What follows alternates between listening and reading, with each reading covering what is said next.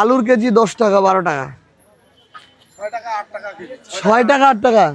আমরা এখন হচ্ছে সাতমেরা ইউনিয়নের গোয়ালজার বাজার, যেটা সাতমেরার কেন্দ্রবিন্দু। আমরা এখানে আছি। আলুর কেজি খুচরা বিক্রি করতেছে 10 টাকা, পাইকারি 6 টাকা 8 টাকা। এই নাকি একজন কৃষকের 1 কেজি আলু উৎপাদন করতে 20 টাকার মতো খরচ হয়, কম বেশি 20-22 টাকা খরচ হয়। এটা সরকারকে নিশ্চিত করা লাগবে যে কৃষক যেন অন্তত পক্ষে আলু 25 টাকা থেকে 28 টাকা বেচতে পারে এবং বাজারে যেন এটা 30 টাকা রেটে মানুষও কিনতে পারে। তাহলে কৃষকও বাঁচলো, মানুষও কিনতে পারলো। কিন্তু এটা যদি হয় 6 টাকা আর 8 টাকা, যে কৃষক তো মাঠে মরে যাবে। আমার এলাকা দেনিং লোক দরকার আছে তো। আর কৃষক যদি মাঠে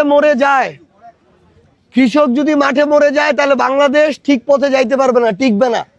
এবং আজকে যেই কৃষক আলু করে লস খাইলো, পরের বার তো ওই কৃষক করবে না।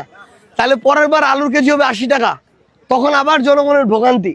আমি অনুরোধ করব আমাদের এই সরকার এবং খাদ্য মন্ত্রণালয়ের যারা দায়িত্বে আছেন, সংশ্লিষ্ট যে কোনো দপ্তরের দ্বারা দায়িত্বে, কৃষক যেন এই আলুর মূল্য 25 থেকে 28 টাকা পায় এবং বাজারে যেন 30-35 টাকার মধ্যে থাকে। এটার জন্য যা ব্যবস্থা নেওয়ার ব্যবস্থা নিতে হবে।